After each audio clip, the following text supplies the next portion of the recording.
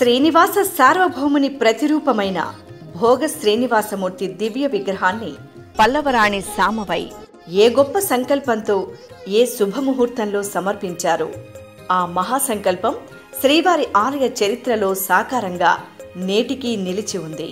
భోగ శ్రీనివాసమూర్తికే నిత్యం తోమాల అర్చనాది సేవలు, ఆకాశగంగ పవిత్రోదకములతో అభిషేకాలు, నైవేద్యాలు, పవళింపు సేవలు జరుగుతాయి. అలాగే ప్రతి ఏటా జ్యేష్ఠ మాసంలో భోగ శ్రీనివాసమూర్తికి టీటీడీ ప్రత్యేక సహస్ర కలశాభిషేకం నిర్వహిస్తుంది.